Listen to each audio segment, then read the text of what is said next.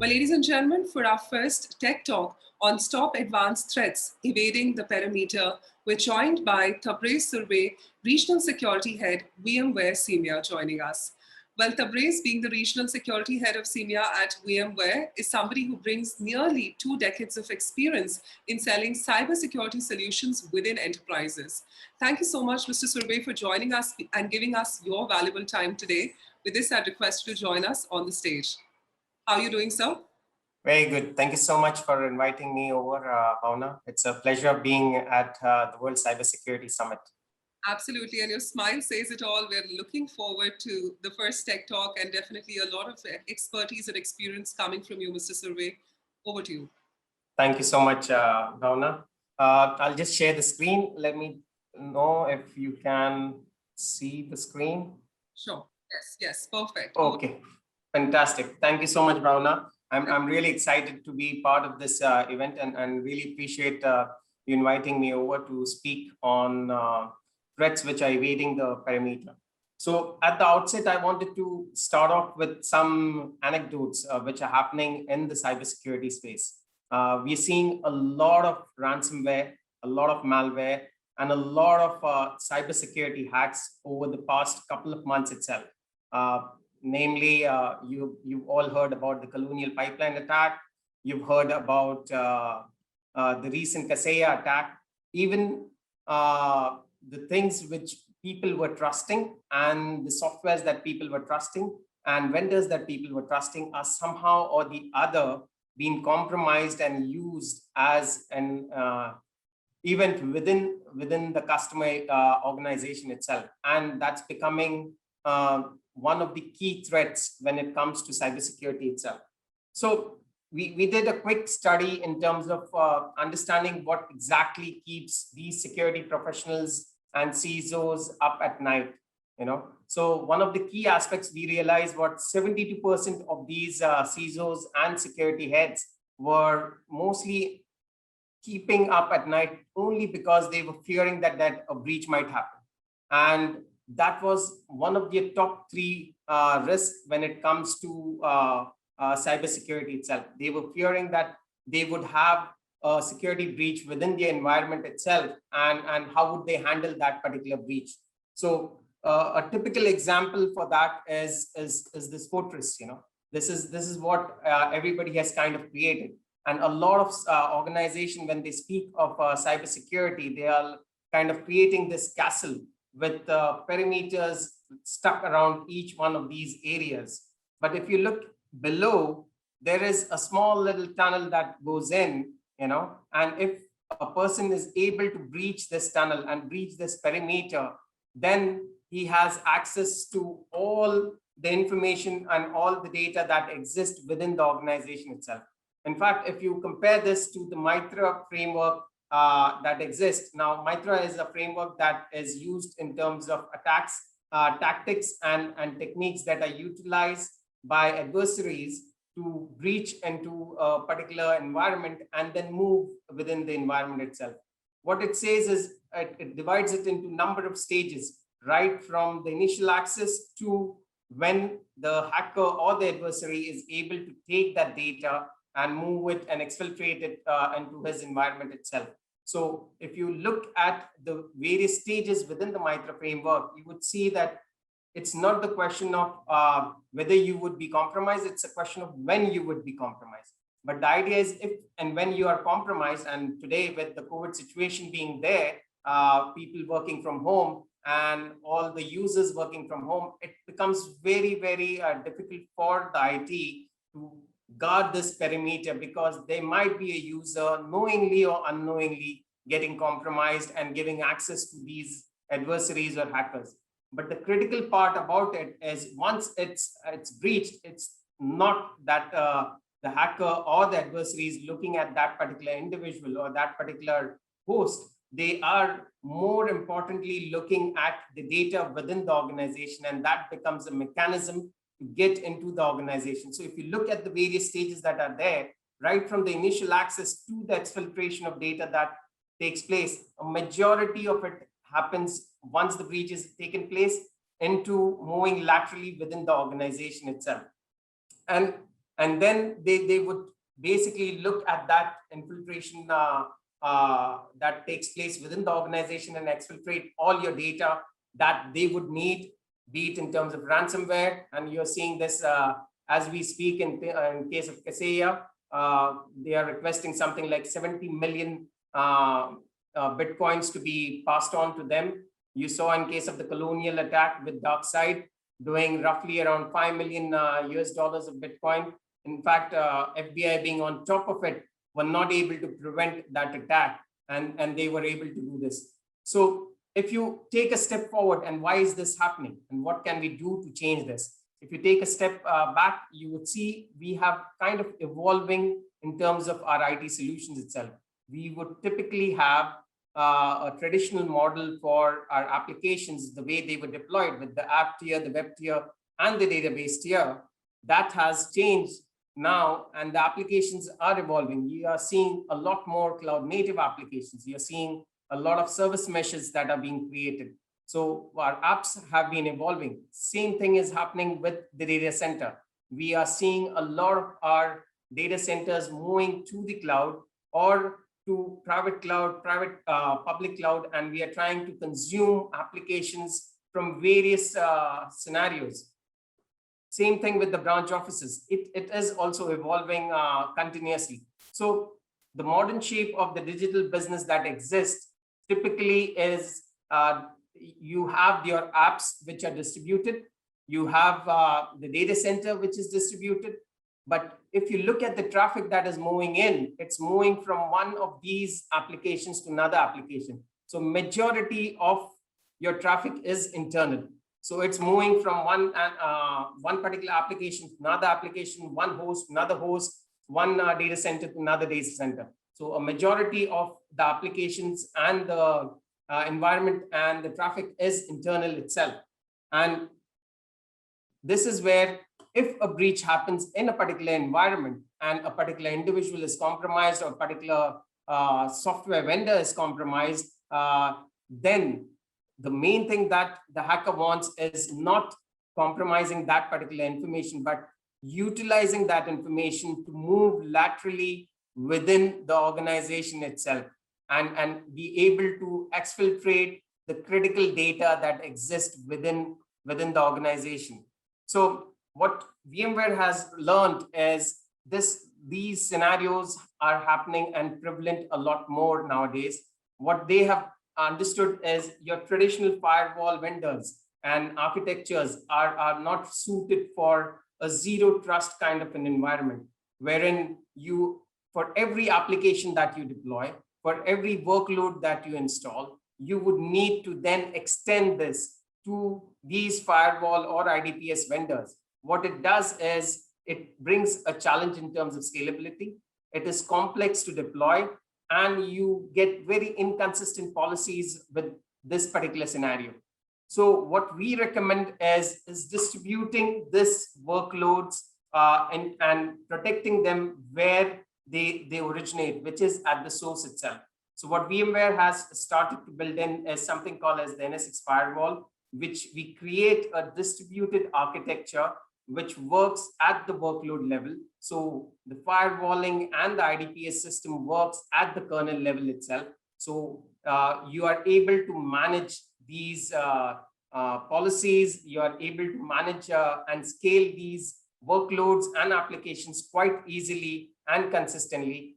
And if you're moving these applications or workloads from, say, A data center to B data center, or from a data center to the cloud, the policies move consistently along with it. You do not need to make any changes on it or do any concerns with regards to this particular workloads itself. The second thing is we have tried to build an intelligence platform within it. So we are able to collect the flows that are happening within these workloads. So what application is running on these workloads?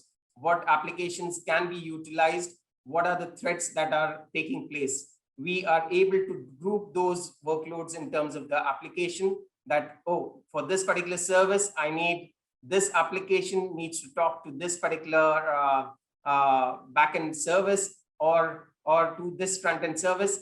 And based on that grouping, we recommend the policies that would need to be taken place. So it helps in terms of your planning if you're trying to segment or micro segment your applications itself, so that you are able to make sure that even if a workload is compromised or an application is compromised or a host is compromised, they are not able to move laterally from one host to another host, and you're protected in this particular scenario. So what we have tried to build in is something we call as the data center internal firewall stack, which includes the distributed firewall and the IDPS system. But what if in spite of all of this, they are able to move further within the network itself? And how do you protect in that particular scenario? There is never 100% in case of security. So for that particular instance, what we have done is we have done the evolution to the advanced threat protection. What we do is we create these sensors which sit on your network and which are tailored with signatures that accurately identify the threats that come in. We look at a particular threat or a particular anomaly or a particular object that is bad, and we are able to pluck that object from the network and create and detonate it within a sandboxing environment, so that we are able to identify that this is malicious traffic. The last and the critical part that we take care of is baselining the traffic. So we use AI-based detection so that we baseline the traffic using unsupervised machine learning and supervised machine learning to ensure that we understand what is good traffic and what is bad traffic, and then are able to identify whether a malicious traffic is passing laterally from one host to another host or one user to another user itself. So if you look at it, just to give you an example of how we do it in terms of the IDPS system itself, because we understand the applications and the application landscape. Whenever there is a workload with an application being installed, we scan the application and identify what type of application is there. And we are able to then give those signatures, only those particular signatures that are scanned, so that we are not scanning for every event every time, making sure that only those events are scanned. What it does is it puts those signatures across those workloads, and it reduces the number of signatures that the IDPS engine would need to scan, thereby reducing the false positives that take place in your environment. Moving forward, hackers have become very, very intelligent. Nowadays, you get evasive malwares, you get fileless malwares, which are malwares which they know that they've been detonated and they've been seen in traditional sandboxes. Now, what VMware does in this particular scenario is something called as full system emulation. What we are able to identify is with these sandboxing solutions, they would typically work in a virtual environment with hooks to the OSs itself. What we do is we emulate the whole system as if the malware is detonating in a normal or executing in a normal host itself. And we are able to see any kind of commands that they would do for typically evasing a sandboxing environment and making feeling to the sandbox that it's a normal file and not a malware attached to it. So with the full system emulation, we can identify whether the malware is running within memory, whether it has any hooks which are connected to the CPU or to an IO control mechanism that takes place. So the detection mechanism for the malware becomes quite brilliant in case of NSS Labs. For the last 3 continuous years, VMware has been detecting 100% of the malwares that were detonated within its sandboxing environment. And moving forward, after we see any kind of malicious activity, what we try to do is we try to baseline the traffic itself. What we do is we pass all the network traffic that traverses within your network and create anomalous behaviors using unsupervised machine learning models. We can identify what is good traffic and what is bad traffic. And based on those anomalies, then we pass those to our supervised threat learning, machine learning models, wherein we identify out of these anomalous behaviors, what is malicious itself. And once we identify the malicious traffic that happens out there, then we are able to alert either using a SIM solution or take remedial action by dropping the packets itself or dropping dropping the connection itself in that particular environment. So as I mentioned, it's not about the events and the traffic that people see, it's about the intrusions that happens. So we comb through a number of these scenarios. We collect all the data that traverses within your network. We anomalize what is good and bad. We baseline the traffic on that basis. We identify what is the real threat vectors or the threat actors that are there within these anomalous behaviors, and then correlate them in terms of intrusions. So when an alert is coming to, say, a SOC manager or a SOC analyst that comes in, he or an admin that is looking at these data, he will be able to identify that this is really an intrusion that is taking place and take remedial action immediately on that particular basis. So this is just an example of how an adversary would do. So the typical scenario is they would look at the exploits of the workloads itself, or through a phishing email compromising one of the machines that takes place to gain initial access to the host. Once they have initial access to the host, then they would put in the malware and try to execute and create a command and control system within it. Based on that, then they would move laterally to find what is the data that they can exfiltrate, which is of critical value to the organization. So maybe doing a ransomware attack or kind of blocking or breaching the database of the organization itself. Once they identify the database that they were after, they would like to exfiltrate that data across. Now, with the solution that VMware presents, and this is avoided in terms of the initial access itself, we are trying to block it. In case it passes through the initial access, we make sure that we catch it in the lateral movement that happens from host to another host and identify those, as explained earlier, to protect it against any kind of attack that takes place on an organization itself. Now, besides the machine learning and the analytics that we do, we generate these signatures and are able to baseline these traffic on a regular basis.